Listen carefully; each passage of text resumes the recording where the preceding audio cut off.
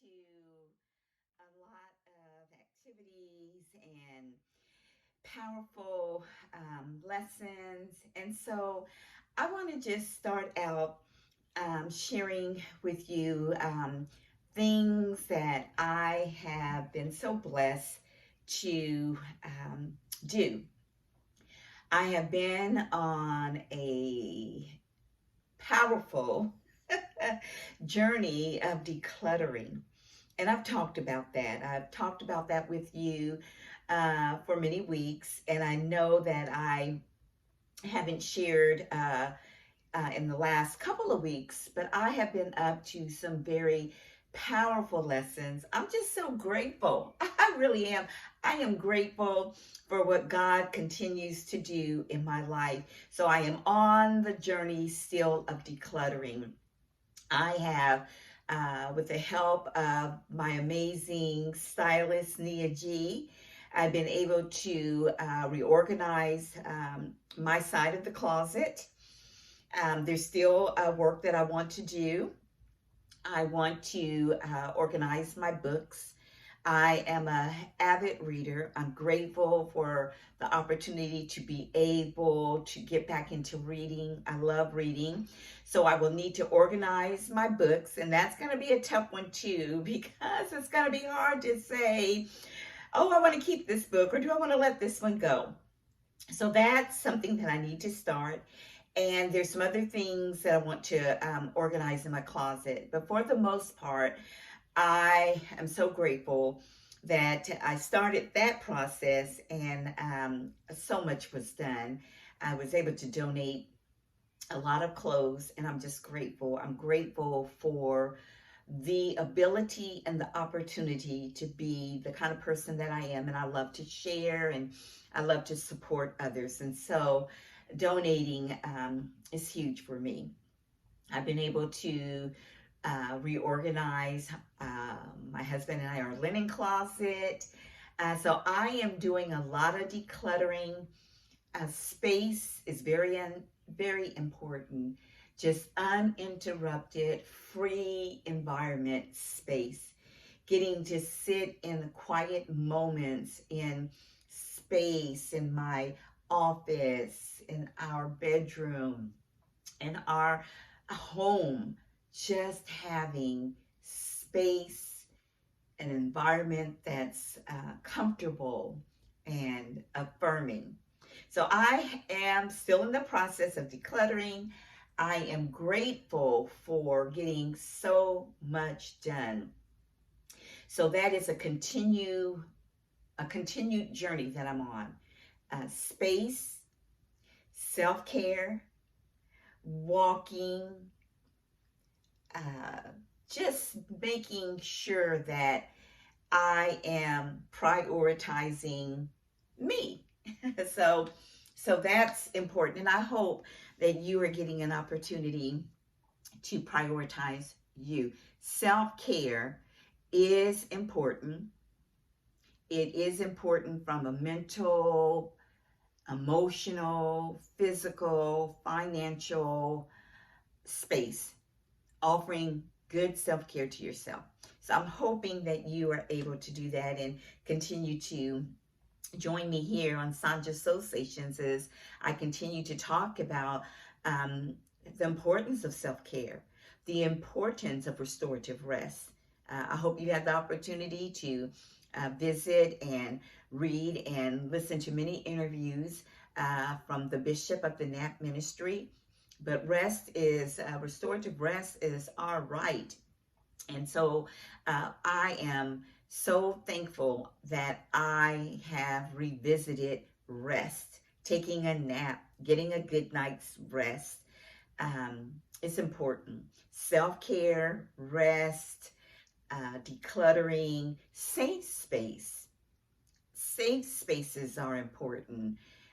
Uplifting spaces are important. And not only is decluttering a perspective of physical things, like our closets that I mentioned, and hopefully you're getting an opportunity to do that. Not just my linen closet and, reorganizing books, but decluttering emotionally. It's just as invaluable. So a couple things I want to talk about as I share with you decluttering emotionally. It is so important for me, and I hope I can invite you on this journey as well. It's so important for me to feel what I feel. It's important for us to name how we're feeling and process how we're feeling. It can be sadness, it may be anger, there may be feelings of rejection. Whatever you're feeling, and for me, whatever I'm feeling, I honor those feelings, and also writing how I feel is important. And maybe that will work for you. Writing out how you feel and digging deeper into why these feelings are coming up for you. And sometimes you may have an emotion that continues to come up. And so it's imperative to dig deeper and to process. Praying is important for me in identifying my emotions, processing emotions, feeling my emotions. Praying is definitely a avenue and a part of my self-care. It's, just praying is a part of who I am, seeking God, and what I'm feeling, what I'm going through, the lessons that I'm experiencing. Prayer and my relationship with God are huge. And then there are times when your emotions are going to be connected to people, family members, friends, co-workers. So you have to kind of look at that too. I do want to say that in relationships, and I have talked about this, and I have been working on relationships and writing about relationships and praying about relationships for a very long time. It is another component in which God uses me and my gifts. Relationships are important, but if there are people in your life that are hurting you physically, emotionally, spiritually, it is, I caution you to really get into a safe space. I really do. I ask God to give you courage to get into a safe space, because you should not be in a place where someone is continuously hurting you emotionally, spiritually, physically, verbally. And so you have to, I am a firm believer that I have to teach people how to treat me. And I don't want anyone treating me mean and disrespectful. So that is something that is very important to gravitate to. If people, family, let me say that again, family members and good friends that you've known for years and years are hurting you verbally, they don't support you, you have to get into a safe space, and it is important to teach people how to treat you.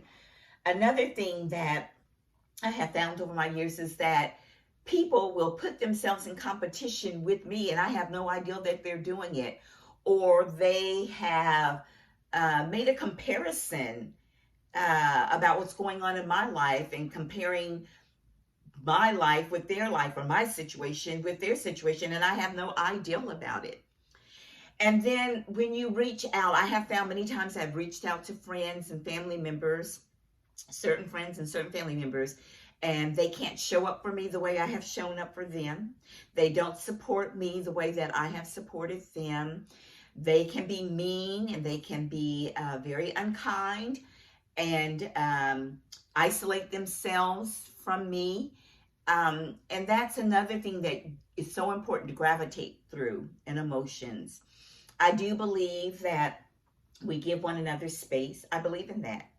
There have times that I've had to, in my own lessons of space, kind of stepped out in a quiet environment to really process and pause.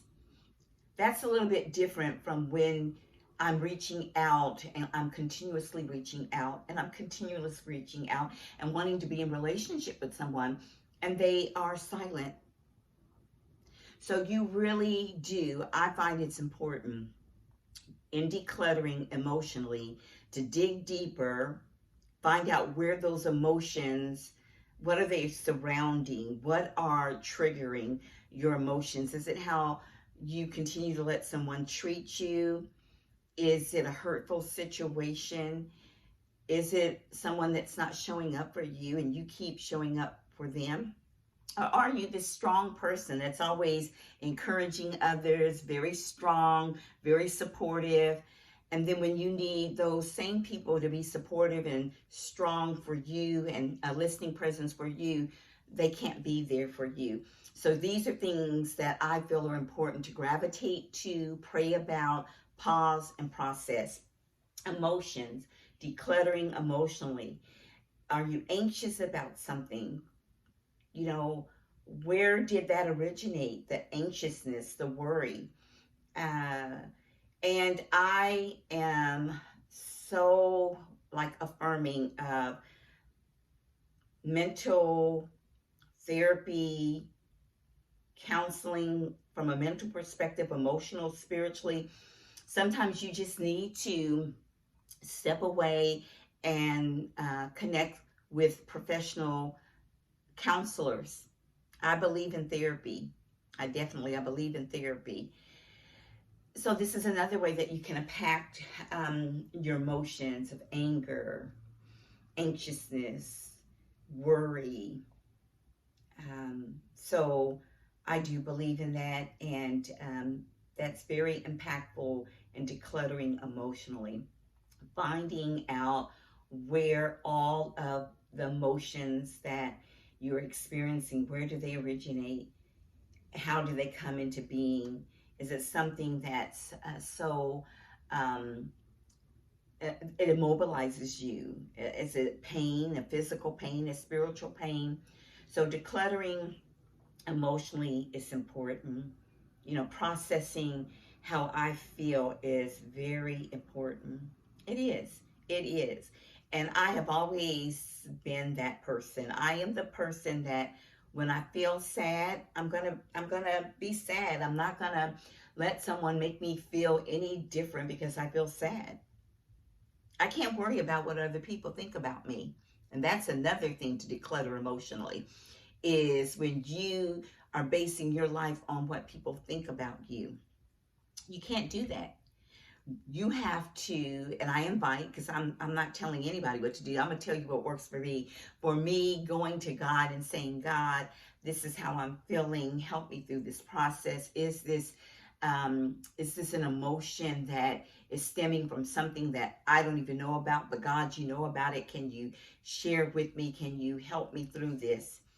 And I have found too that it's important to not rush emotions, grief, mourning a loss of a relationship, a family member, life.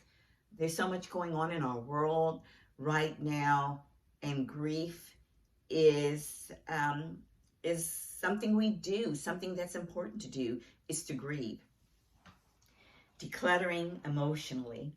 So I am grateful for the space that I'm in. Let's see. Let me just share some things that have been very impactful in these last couple weeks for myself. My husband and I celebrated our 27th year wedding anniversary, so that was fun. We did not travel as we normally do because of COVID and restrictions and just wanting to be safe. So we did a staycation, and that was fun. And in our staycation, we didn't do any planning. We didn't say we're going to do this on this day and that on this day and be there at this time. No, we just blessed by God to wake up when our bodies were fully rested, wake up, and then we were we had spontaneity, we were spontaneous, that's the word I'm looking for. We were spontaneous. I did a lot of resting, I did a lot of reading, journaling. We spent a lot of time talking, communicating, listening, just talking about life. So that was awesome. And many of you know I've been walking. I've always walked, but I've been very intentional about walking every day. So walking was really nice for me. In walking, I'm listening to Girl Trek, Black History Boot Camp. I'm learning so much about powerful Black women and our ancestors. Black women that have just really phenomenal in their journey and what they've experienced. So that has been really impactful, and I love it. I love learning about Black women that have paved the way for me and for other Black women. And then while I'm on my walk, God talks to me and shares things about me and uh, things that are going on in my life, and new ideals are given to me, and just powerful moments. So I'm grateful for my walk and just being and attempting at being the best I can be, the God best for me, God's best for me. That's where I am on my journey. Let's see. Some recognition has come up for me, and I always feel that no matter what I do in life, I'm doing it because I have a heart to do it. And if no one, recognizes my work, I know that God does, and the important people in my life. I have some incredible people in my life that text me, see how I'm doing, call. We can be on the phone for hours, support me. That's important in relationships. You need to have people that support you, and it's reciprocity, right? For me, it's not me always calling or me always being there to support and checking in. It's important that the people, my village, those important, loving people in my life, they're doing that for me. And it's an ongoing thing. It's not once a month or once every year. It's an ongoing thing, and that's important.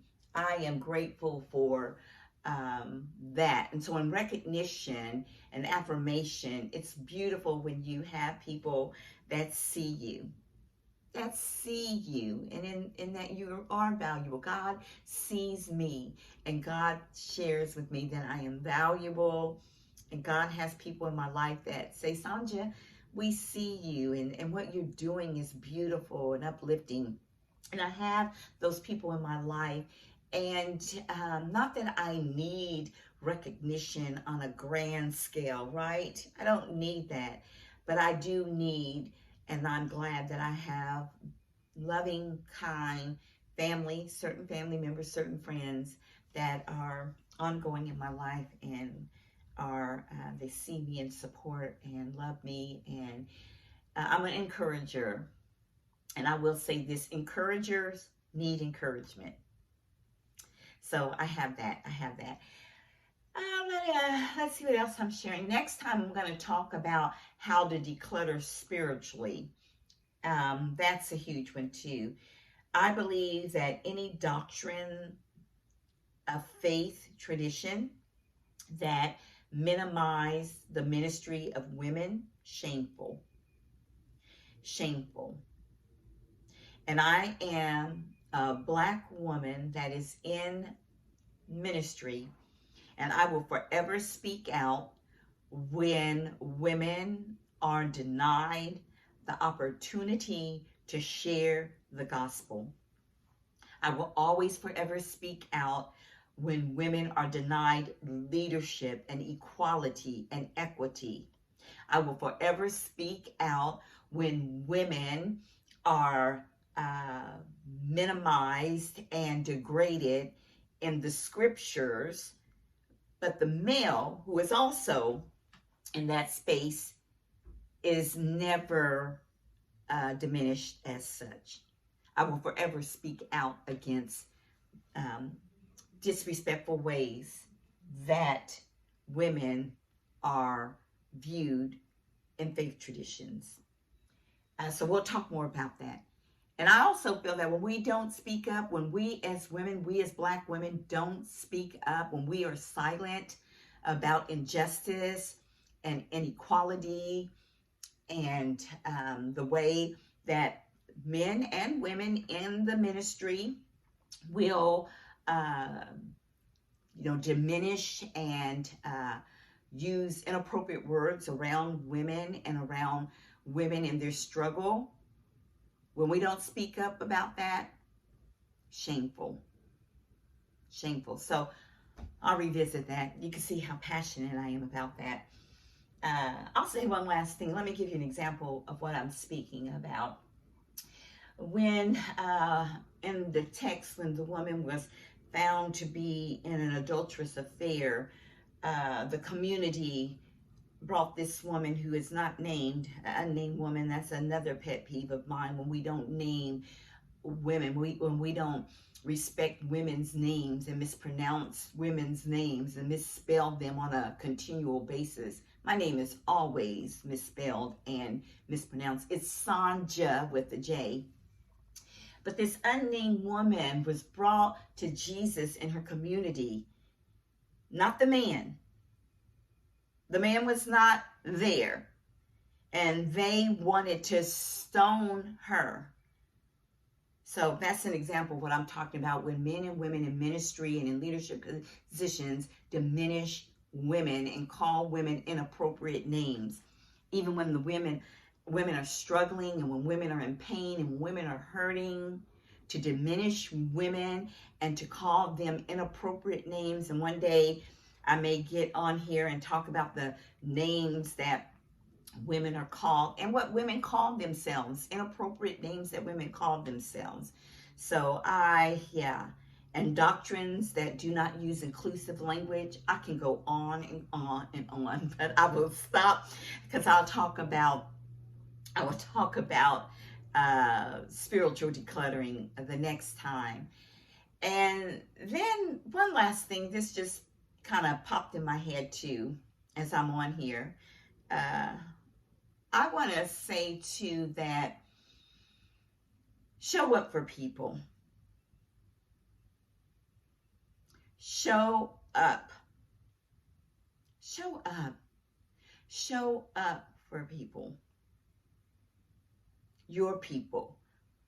The people that are showing up for you. The people that are dreaming big with you and applauding you and affirming you. Show up for those people. I have found that the people that you show up for, they won't show up for you.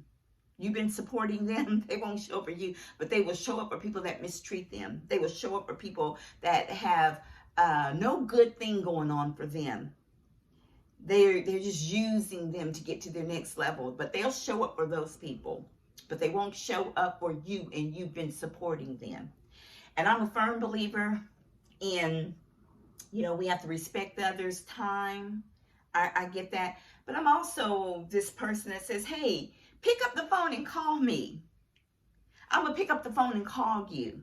What's this thing with, let me pencil you in? This is not a good time to talk to me. Sometimes we need to just say, let me throw out the calendar. Let me throw out the pencil and throw out, this is not a good time. And just be there. Just be there. You never know what people are going through. And I will close with this. Everyone that we meet is fighting a battle. And sometimes, no, it's not going to fit in your perfectly crafted schedule. And no, it may not be at 5 o'clock when you ask me to call you. And no, it may not be on the calendar. But sometimes we have to reject calendars. We have to reject, this is not the day I told you to call me or text me, and say, you know what, let's be spontaneous. Let me reach out and check on a sister. Let me check on a family member. Let me check on a coworker. Let me check on a family member. Let me check on a friend. We got to do that. We got to do that. Kindness. It's about kindness. It's about having the love of God in our hearts and loving fully and being present and loving on one another. And if you're that person that's mean, I've said this before, mean and hateful, and you treat people mean and hateful, and you only want to use them to benefit your goal, and then after you reached your goal, you don't want to have anything to do with that person anymore, shame on you too. Ask God to work on you, And then lastly, compromise. We have to compromise. It can't be your way all the time. No, it can't be your way and then you tell people it's my way or the highway. Absolutely not. Take accountability, ownership of your actions, and make sure that you are doing the right thing by people. All right, those are my lessons. That's what I'm sharing with you today. I'm praying not only for myself, but I'm praying for you. Compromise. Be kind. Show up and support. And when people are reaching out to you, reach back. And if people are reaching out to you and you're not reaching back because they have been mean and hateful to you, then the person that's reaching out, you know you've been mean and hateful and not supportive and not a listening presence, and you're not supporting and showing up. Check yourself. Check yourself. All right, you all have a good day. Let's grow and be kind and loving, and let's be who God's called us to be. Loving, kind, respectful women in communities of faith, loving and caring, speaking up against injustice and wrongdoing. Yeah. Thank you.